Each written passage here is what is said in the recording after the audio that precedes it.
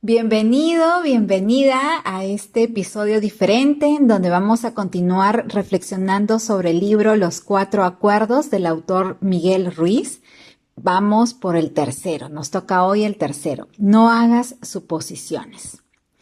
Y este acuerdo, hoy este es un tema que sin exagerar, creo que nos ha causado más conflictos, más malentendidos y más sufrimiento del que en realidad nos damos cuenta y somos conscientes. Suponemos constantemente. Suponemos lo que otros piensan, lo que sienten, lo que quisieron decir, lo que deberían haber hecho, y casi nunca nos detenemos a verificar si eso que estamos pensando es verdad. El autor nos dice que hacer suposiciones es una forma de pedir problemas. Qué verdad más cierta, ¿no? Y cuando lo leí me hizo todo el sentido del mundo, porque si revisas tus conflictos más grandes, ya sea de pareja, de familia, de trabajo, muchos no empezaron por un hecho real, sino por una historia que alguien se contó en su cabeza. Mira qué fuerte esto. El problema no es lo que pasa, nos dice el autor. El problema es lo que creemos que significa lo que pasa. Por ejemplo, alguien que quieres llega serio, callado, distante. No dice nada, no explica nada. Y tu mente ya empieza a tomar acción y a pensar. Está molesto conmigo, seguro hice algo, ya no le importo. Y sin que nadie haya dicho una sola palabra, ni tú ni la otra persona, tú ya estás reaccionando. Te pones a la defensiva, te cierras, te enfrías o incluso atacas. Horas después descubres que esa persona solo estaba cansada, preocupada o simplemente tenía un mal día. Ahí Miguel Ruiz diría algo muy claro. Sufriste por algo que nunca ocurrió. ¡Ay, qué duro esto! Sufriste por algo que nunca ocurrió, solo pasó en tu mente. Y las suposiciones funcionan así. Llevan pensamientos que rumiamos y van llenando los vacíos de información con miedo. Y esta es una idea clave del capítulo que quiero subrayar. Todas las suposiciones nacen del miedo. No del amor, sino del miedo a preguntar, del miedo a no gustar, del miedo a quedar mal, del miedo a escuchar una respuesta que no nos guste. Por eso que el autor nos propone que una manera de dejar de sufrir es aplicar este tercer acuerdo, no hacer suposiciones. Y al contrario, preguntar. Pero preguntar requiere valentía. Suponer es más cómodo, pero mucho más destructivo. El autor explica que cuando no entendemos algo, preferimos inventar una historia antes que decir no sé. Y casi siempre esa historia nos deja en uno de los dos papeles, o como víctimas o como jueces. Ya en anteriores capítulos habíamos visto de que el autor también nos enseña cómo a lo largo del tiempo vamos construyendo estos dos personajes que viven en nosotros, la víctima o el juez. Bueno, siguiendo con este capítulo, acá hay otro punto clave del tercer acuerdo, que nos dice el autor. Proyectamos nuestra forma de ver el mundo en los demás. Suponemos que el otro piensa como nosotros, siente como nosotros, ama como nosotros, se expresa como nosotros. Y eso no es verdad. Cada persona vive dentro de su propio mundo mental, con su historia, sus heridas, sus creencias. Pero olvidamos eso y decimos, por ejemplo, si me quisiera, haría esto. Si le importara, ya habría llamado. Pero eso no es amor, eso es proyección. Y eso que estamos hablando de más que todo de relaciones de pareja, pero lo mismo ocurre también para la familia, igual, o incluso en nuestro trabajo. El autor insiste en que este error de creer que estamos en la cabeza del otro y que sabemos lo que piensa, nos mantiene atrapados en lo que él llama el sueño del infierno, un estado donde vivimos reaccionando a cosas que no existen, creando drama innecesario, sufriendo más por lo que imaginamos que por lo que realmente sucede. Y aquí viene una parte muy incómoda, pero honesta, de este acuerdo. Muchas veces esperamos que los demás adivinen. Esperamos que sepan lo que necesitamos, lo que nos duele, lo que esperamos. Y cuando no lo hacen, nos sentimos que no somos amados, valorados, que no somos vistos. Pero el autor nos dice que nadie tiene la obligación de leer tu mente. Repito, nadie tiene la obligación de leer tu mente. Esperar que alguien debería saber es una receta segura para el resentimiento, para el sufrimiento. Y luego castigamos al otro por no cumplir una expectativa que nunca expresamos. O sea, aquí hay un sufrimiento tanto para uno mismo como para el otro. Y esto, reitera el autor, pasa muchísimo en relaciones de pareja, pero ojo que también en amistades, familia, trabajo. Nos callamos, suponemos y luego explotamos. Y hay algo más profundo todavía. Las suposiciones están muy ligadas a la importancia personal. Creemos que todo tiene que ver con nosotros. Si alguien no responde, es por nosotros. Si alguien está serio, es por nosotros. Si alguien cambia, también es por nosotros.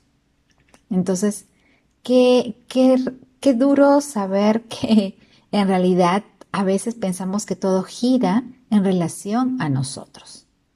Y eso no es así, eso no es cierto. Por más que nosotros digamos, sí, eso ya lo sé, pero creo que si no aplicamos este tercer acuerdo de no hagas suposiciones, es porque estamos creyendo que en realidad la mayoría del tiempo todo gira alrededor de nosotros. Sería bueno interiorizar esto porque yo no lo veía así. Les comento que en mi experiencia personal pareciera que no pareciera que yo no supongo, que trato de entender al otro, que trato de no leer su mente, que trato de preguntar para escuchar, pero muchas de las veces al final no he terminado haciéndolo. Entonces, en realidad eso significa que estoy suponiendo. Si no tomo acción y no pregunto antes de reaccionar o antes de suponer o antes de crearme toda una historia, es porque no estoy aplicando este acuerdo. En el trabajo ocurre también esto. Si nuestros compañeros o nuestros supervisores o nuestros jefes, por ejemplo, tienen un trato distante un día o no nos saluda como siempre, definitivamente vamos a suponer algo. De inmediato creamos una historia. Quizá hice algo mal, quizá o después me va a llamar o después va a hablar conmigo, ¿qué ha pasado? Tanto incluso entre nuestros colegas, ¿no? Pero ¿por qué no me saludó bien? ¿Le he visto o lo he visto con una mirada diferente? Entonces nos llenamos de ansiedad, inseguridad, estrés, cuando si preguntamos o de repente hasta si simplemente dejamos pasar eso, pues con el tiempo o con la respuesta que nos den, nos vamos a dar cuenta que de repente esta persona estaba lidiando con un problema personal o simplemente es parte de su actitud, de su forma de ser, que en nada tiene que ver con nosotros. Entonces, claro, suponer nos lleva en realidad ¿hacia dónde? Hacia tener paz, paz mental. Y una de las formas de evitar el sufrimiento es decidir por nuestra paz mental. ¿Qué más nos dice el autor sobre este tema? Creo que también hay otra parte importante cuando nos comenta de que Eh, que no suponer significa preguntar antes de reaccionar, aclarar antes de atacar, hablar desde lo que sientes, no desde lo que imaginas. Por ejemplo, nos propone frases o frases simples, ¿no? Como por ejemplo, a ver, quiero asegurarme de entenderte. Esto es lo que sentí. ¿Es así como lo pensabas? ¿Estoy suponiendo o es así como pasó? 3 preguntas, ¿no? 3 frases simples que nos pueden ayudar a aclarar y a dejar de suponer. Las repito. Quiero asegurarme de entenderte.